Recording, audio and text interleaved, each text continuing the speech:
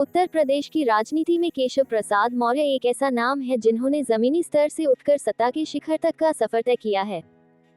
संघ की नर्सरी से निकले मौर्य की पहचान एक ओबीसी नेता के रूप में स्थापित हुई है, जिन्होंने भारतीय जनता पार्टी को उत्तर प्रदेश की सत्ता में वापस लाने में अहम भूमिका निभाई। परंतु इस सफलता की चकाचौंध के पीछे कुछ राजनीतिक और वैचारिक कमजोरियां भी हैं, जो समय समय पर उजागर होती रही हैं। केशव मौर्य का राजनीतिक जीवन बहुत साधारण पृष्ठभूमि से शुरू हुआ। प्रयागराज तब इलाहाबाद के सिराथू क्षेत्र से आने वाले मौर्य का बचपन आर्थिक रूप से संघर्षमय रहा। वे आरएसएस से जुड़ने के बाद विश्व हिंदू परिषद और बजरंग दल जैसे संगठनों में सक्रिय हुए। यहीं से उन्होंने अपनी राजनीतिक समझ और संगठन कौशल विकसित किया। उनकी छवि एक तेजतर्रार हिंदुत्ववादी कार्यकर्ता की बनती गई, जिसने भाजपा के ऊंची जातियों के प्रभुत्व वाले ढांचे में एक पिछड़ा वर्ग चेहरा जोड़ने का काम किया। 2012 में उत्तर प्रदेश विधानसभा चुनाव में सिराथू से जीत के साथ उन्होंने पहली बार विधानसभा में प्रवेश किया, लेकिन असली पहचान उन्हें 2014 के लोकसभा चुनाव में कौशाम्बी सीट से सांसद बनकर मिली। इसके बाद 2016 में उन्हें भाजपा का प्रदेश अध्यक्ष बनाया गया। ये कदम भाजपा की उस रणनीति का हिस्सा था जिसमें पार्टी पिछड़े वर्गों, खासकर गैर यादव ओबीसी को साधना चाहती थी। मौर्य ने इस भूमिका में भाजपा को अभूतपूर्व सफलता दिलाई और 2017 के विधानसभा चुनाव में पार्टी को 300 से अधिक सीटें दिलाने में निर्णायक भूमिका निभाई। परंतु राजनीतिक शिखर तक पहुंचने के बाद उनकी कमजोरियां भी धीरे धीरे सामने आने लगी। सबसे पहली कमजोरी उनकी प्रशासनिक निर्णय क्षमता में देखी जाती है। उप मुख्यमंत्री बनने के बावजूद मौर्य को योगी आदित्यनाथ सरकार में अपेक्षित प्रभाव नहीं मिल पाया। सार्वजनिक मंचों पर उनकी बातें अक्सर दूसरे स्तर के नेता की तरह ही सुनी जाती रही। यही कारण रहा कि 2022 में सिराथू से चुनाव हार जाना उनके राजनीतिक कद पर प्रश्न चिन्ह की तरह उभरा। दूसरी कमजोरी उनकी संवाद शैली रही है। कई बार मौर्य के बयान अनावश्यक विवादों को जन्म दे जाते हैं। वे अपनी बातों को ऐसे ढंग से रखते हैं कि उसका राजनीतिक लाभ कम और नुकसान अधिक होता है। इससे न सिर्फ पार्टी को असहज स्थिति का सामना करना पड़ता है, बल्कि उनकी निजी छवि पर भी असर पड़ता है। इसके अतिरिक्त पार्टी के भीतर उनकी स्थिति हमेशा थोड़ी अस्पष्ट रही है। संगठन में वे कार्यकर्ता पसंद नेता माने जाते हैं, लेकिन शीर्ष नेतृत्व में उनकी स्वीकार्यता सीमित रही है। इसका कारण कभी कभी उनकी सीमित भाषाई पकड़ और अपरिपक्व वक्तव्यों को भी माना जाता है। फिर भी यह मानना होगा कि मौर्य ने जिस संघर्ष से उभरकर यह मुकाम पाया है, वह उनके जमीनी जुड़ाव और जनाधार को दर्शाता है।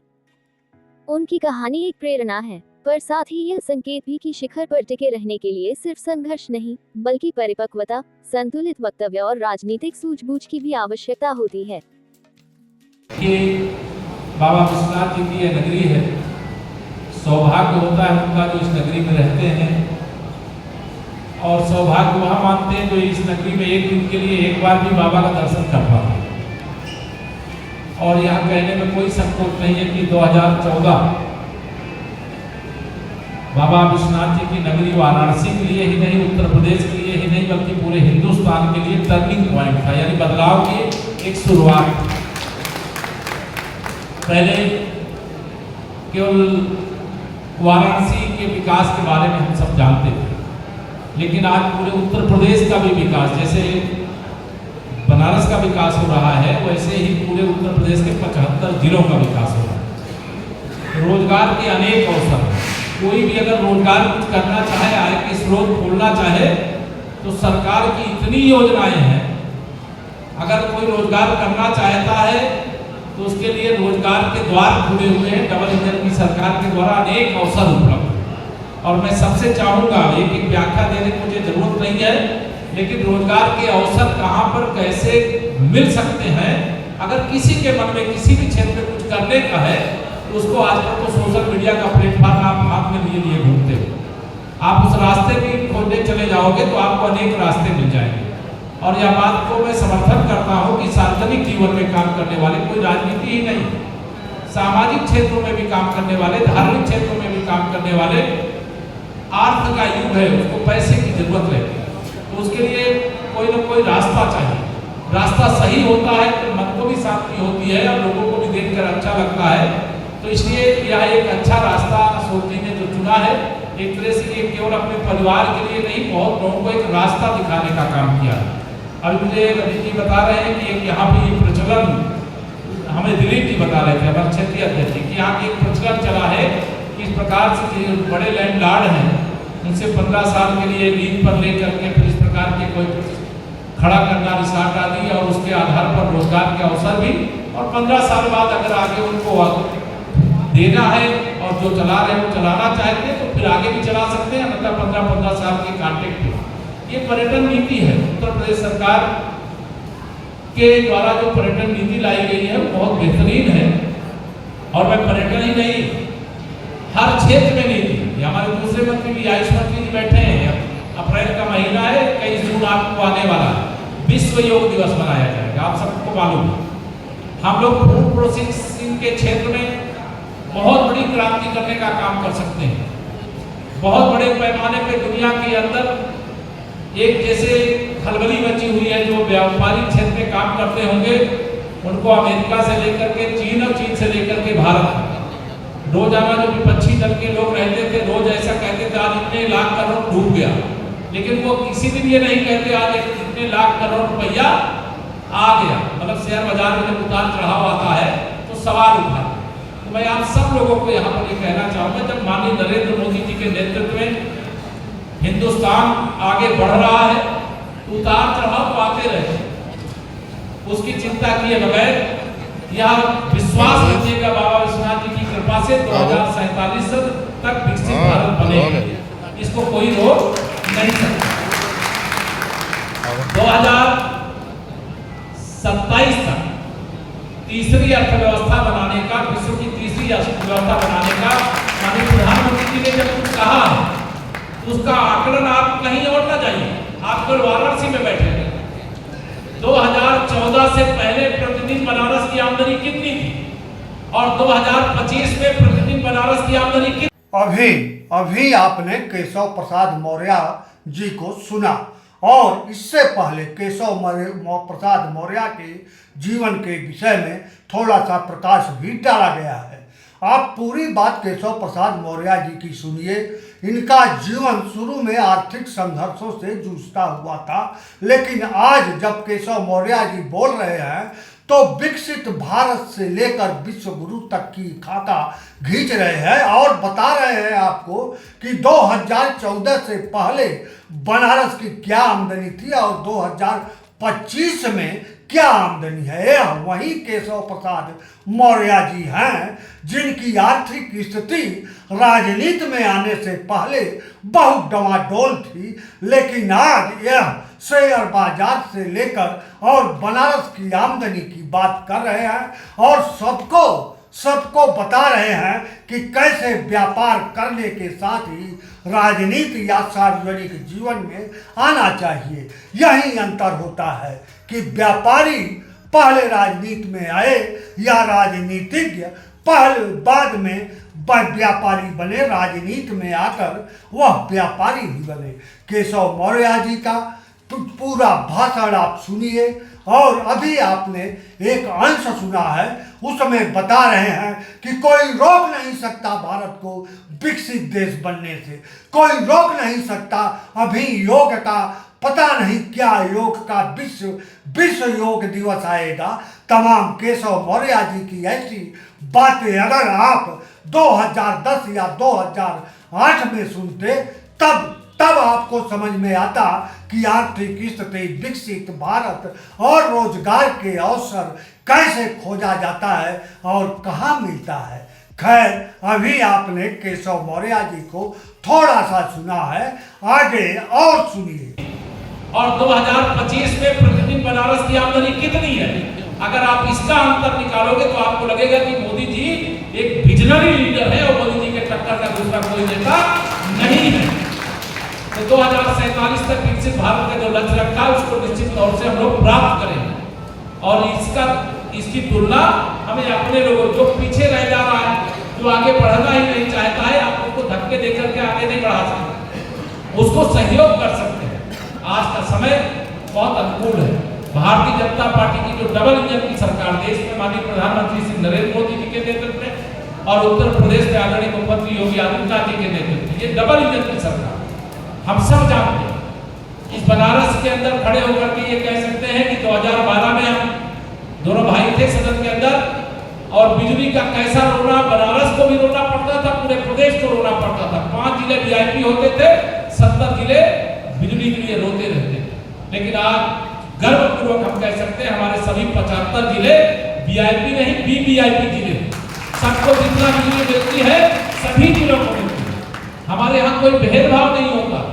जब से भारतीय जनता पार्टी आई है, गुंडागर्दी पर लगाम लगा दी गई, माफियाओं को बिलों में घुसने के लिए विवश कर दिया गया। अपराध करने वालों को कोई बचा नहीं सकता है। यह एक स्पष्ट संदेश है।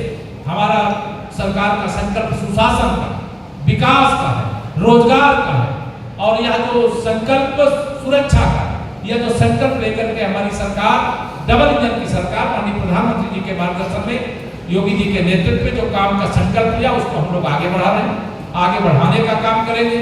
आज तो यह उद्घाटन का अवसर है, और मैं उद्घाटन के अवसर पर सबको बधाई देते हुए, इस प्रकार के और भी जो हमारे कार्यकर्ता आगे बढ़ना चाहें और हम लोगों को उद्घाटन करने के लिए आना पड़ेगा तो हमें खुशी होगी, क्योंकि मैं आप सब जानते हैं कार्यकर्ता पहले हूँ, डिप्टी सीएम बाद, और कोई कार्यकर्ता जब आगे बढ़ता है खुशी होगी। कार्यकर्ताओं के सम्मान में हम सब को अच्छा लगता है। ये तो मुझे ये भी मालूम है, महीनों पहले इसके शुभारंभ के लिए, उद्घाटन के लिए अशोक जी कह रहे थे, हम नहीं आ पाएंगे। हमने कहा अशोक जी आप कार्य तो शुरू कर दीजिए, क्योंकि उसमें निवेश हो चुका है। उद्घाटन की औपचारिकता हम लोग फिर किसी दिन आकर के पूरी कर लेंगे, और आज ये वह उद्घाटन की औपचारिकता पूरी कर रहे हैं। इसी तरीके से सभी लोगों को मैं आह्वान करता हूँ, अलग अलग क्षेत्र में आप आगे बढ़िए, जहाँ जरूरत होगी सरकार में। जैसे आप बता रहे हैं, आपके यहाँ प्रधानमंत्री जी से लेकर के मंत्री और विधायक और विधान परिषद और संगठन के पदाधिकारी सब मौजूद हैं, और सबकी मौजूदगी में जहां पर आपका कोई काम अटके आप बताइए, सरकार की ओर से भी मदद करने के लिए तैयार है। कहीं लोकल स्तर पर कोई प्रॉब्लम होती है उसके लिए भी मदद को तैयार है। आगे बढ़ना है, आगे बढ़ाना है। ये नहीं है कि कोई बहुत अमीर बन जाएगा और बाकी बहुत गरीब रह जाएंगे, तो वह विकसित भारत नहीं है। हर जीवन खुशहाली का हो, हर गरीब भी अमीर बनने की ओर इच्छा रखे, वो बढ़ सके। हर नौजवान अगर अपने उज्जवल भविष्य निर्माण करना चाहे तो वो कर सके, ये सरकार की भावना है, और उसी भावना के अंतर्गत आज हम लोग कार्य कर रहे हैं और आगे भी करेंगे। मुझे पूरा विश्वास है। अभी प्रदीप जी के बारे में बताया, तीसरी बार अध्यक्ष के रूप में उन्होंने बागडोर संभाल लिया है, और तीसरी बार हम लोग 2027 में फिर से बागडोर उत्तर प्रदेश की संभालेंगे, ऐसा हम लोग विश्वास रखते हैं। आज अभी मैं एक कार्यक्रम में था, आप लोगों ने पता नहीं सोशल मीडिया के प्लेटफॉर्म पे देखा कि नहीं देखा, श्री अखिलेश यादव जी एक इंटरव्यू चल रहा था, कोई उसके बीच में किसी ने कुछ पूछ दिया तो भड़क गए बड़ी तेजी से। मतलब जो उत्तर प्रदेश का मुख्यमंत्री रहा, जो कई बार का सांसद रहा, जो एक पार्टी का राष्ट्रीय अध्यक्ष, अगर उसको उसके अभी लगातार सुन रहे हैं आप केशव प्रसाद मौर्य को, उप मुख्यमंत्री उत्तर प्रदेश को, और केशव प्रसाद मौर्य बता रहे हैं कि यद्यपि हमें मुसलमान वोट नहीं देते या उतनी संख्या में नहीं देते या नहीं देते, लेकिन वक्फ बोर्ड में संशोधन करके मुसलमानों के जीवन का क्रियाकलाप सही करने के लिए बहुत क्रांतिकारी कदम मोदी सरकार ने उठाया है। इसको मुसलमानों को बताया जाएगा। वहीं केशव प्रसाद मौर्य बता रहे हैं कि अखिलेश यादव मुख्यमंत्री उत्तर प्रदेश के रहे हैं, लेकिन एक सवाल पर कैसे उखड़ जाते हैं और कैसे बिगड़ जाते हैं, यह एक मुख्यमंत्री को शोभा नहीं देता। काश केशव प्रसाद मौर्य जी यह जान जाते कि प्रधानमंत्री, मुख्यमंत्री, उप मुख्यमंत्री और डिप्टी मुख्यमंत्री को कैसी भाषा, कैसा उदाहरण, कैसा सार्वजनिक जीवन जनता के बीच में जीना चाहिए, तो भारत का निश्चय ही उद्धार हो जाता। वहीं केशव प्रसाद मौर्य बता रहे हैं कि 2047 तक विकसित भारत बनने से भारत को कोई नहीं रोक सकता, और इसके लिए लगातार मोदी सरकार कार्य करती रहेगी। केशव प्रसाद मौर्य बहुत कुछ कह रहे हैं, यहाँ तक कह रहे हैं कि 2017 के पहले जो गुंडागर्दी होती थी वह अब नहीं हो रही है। लेकिन जो जानकार हैं, एक समय केशव प्रसाद मौर्य बोल रहे हैं, ठीक उन्हीं के मंच पर, उन्हीं के साथ इसी समय अगर वह मंच को गौर से देख लेगा तो उसके समझ में आ जाएगा कि इस समय भी क्या हो रहा है, कौन से लोग मंच पर बैठे हैं। वहीं तमाम बातें केशव प्रसाद मौर्य ने कहा और कह रहे हैं। और सबसे आश्चर्यजनक बात कि केशव प्रसाद मौर्य 2027 में भारतीय जनता पार्टी की सरकार उत्तर प्रदेश में बनने का दावा कर रहे हैं, जबकि केशव प्रसाद मौर्य खुद चुनाव सीधाथू में हार गए हैं। एक हारने वाला व्यक्ति मंच से जीत की गारंटी देता है। यही भारतीय राजनीति और लोकतंत्र, भारतीय लोकतंत्र की खूबसूरती है कि एक हारने वाला जीत की गारंटी देता है और तमाम तरह के झूठ गारंटी के साथ मंच पर कैसे बोला जाता है। यह भारतीय लोकतंत्र की खूबसूरती है।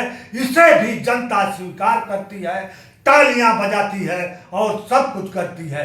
इसीलिए आप केशव प्रसाद मौर्य को सुनते रहिए और सुनिए और सोचिए कि भारतीय लोकतंत्र को और कितना परिपक्व होना पड़ेगा और भारतीय लोकतंत्र कितना परिपक्व हो चुका है।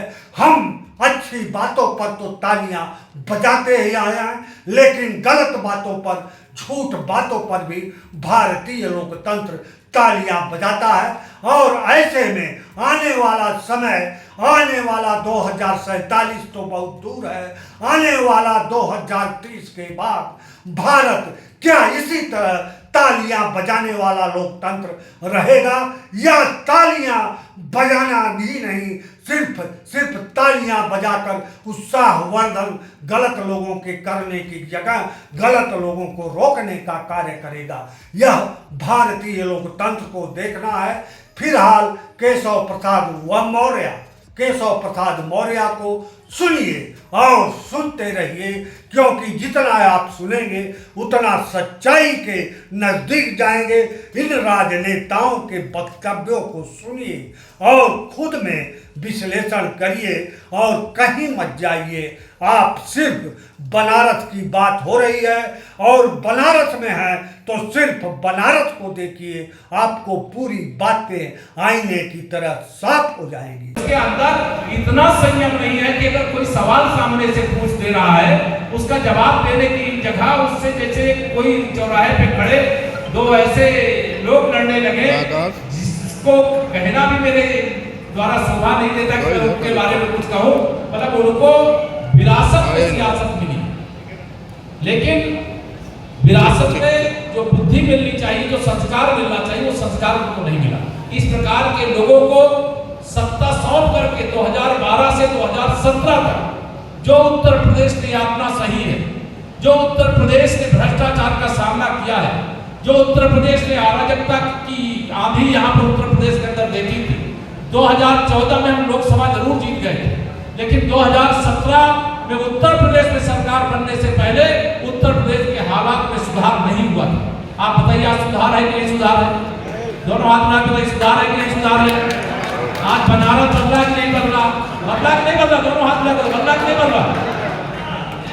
अभी मैं ये कहा करता हूँ, अभी तो आप देख रहे हो, अभी तो 2047 तक विकसित भारत बनाने तक भारतीय जनता पार्टी को ही देश और प्रदेश में रहना है।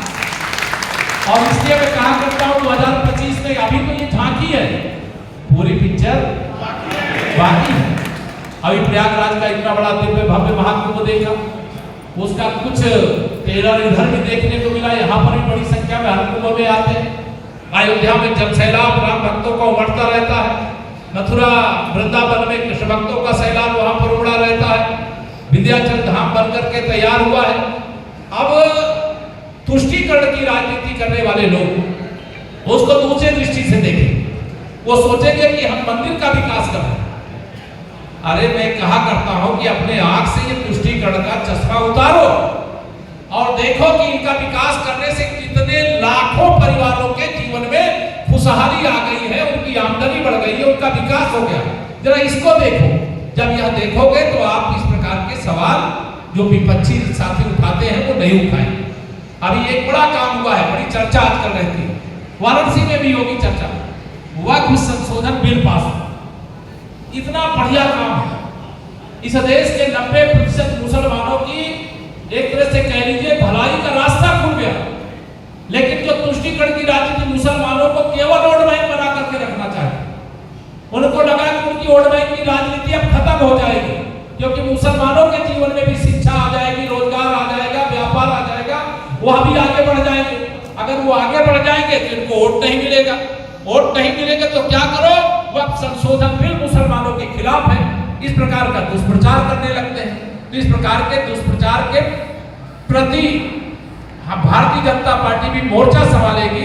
कल एक बड़ी कार्यशाला है और उस कार्यशाला के आधार पर पूरे प्रदेश में जन जागरण अभियान चलाएंगे। हम जानते हैं कि मुस्लिम हमको उतनी संख्या में वोट नहीं देता, वो कुछ हमको गिने चुने वोट ही मिल पाते हैं। वोट हमें दे चाहे ना दे, लेकिन अगर भारत का विकास करना है तो भारत के 140 करोड़ लोगों का विकास करना है। इस लक्ष्य के साथ हमारी पार्टी, हमारा नेतृत्व हमें मार्गदर्शन देता है। एक नारा जो सबका साथ सबका विकास। ये नहीं है कि सब हिंदू का विकास हो जाए और मुसलमान जहां पढ़ा है वहीं पढ़ा रह जाए। अशिक्षित रहेगा तो ये कांग्रेस वाले, सपा वाले, टीएमसी वाले वही करेंगे जो वो चाहते हैं। लेकिन भारतीय जनता पार्टी चाहती है सभी का विकास हो, सब लोग आगे बढ़े और इस देश में वोट बैंक की जो राजनीति करते हैं, जो गुंडागर्दी की राजनीति करते हैं, जो जातिवादी की राजनीति करते हैं, परिवारवाद की राजनीति करते हैं, उस राजनीति का पर विराम लगे। उस विराम को लगाने के लिए आने वाले समय में आप सब, चूंकि यहाँ भारतीय जनता पार्टी के कार्यकर्ता हैं, इसलिए मैं भाजपा की बातें आज आप सबके सामने ज्यादा कह दिया। आप सब कार्यकर्ताओं के लिए मैं बहुत बहुत बधाई और शुभकामना देता हुआ यहाँ हमारे फिर से एक बार मंच पर जितने साथी हैं सबका हृदय से धन्यवाद देता हुआ। आज अचानक मैं कई बार आया इधर, बीच में मैं दर्शन नहीं कर पाया। बाबा विश्वनाथ जी के चरणों में जब भी ये मौका मिलता है तो जाता हूँ, लेकिन दर्शन नहीं कर पाया था। मैं कई बार प्रार्थना करता था, क्या हुआ बाबा मुझे बुला क्यों नहीं रहे? तो मैंने कहा आज दो फायदा होगा, यहाँ उद्घाटन भी होगा, वैवाहिक समारोह का हिस्सा भी बनूंगा और सुबह बाबा के दर्शन भी करूंगा। इसे बोलिए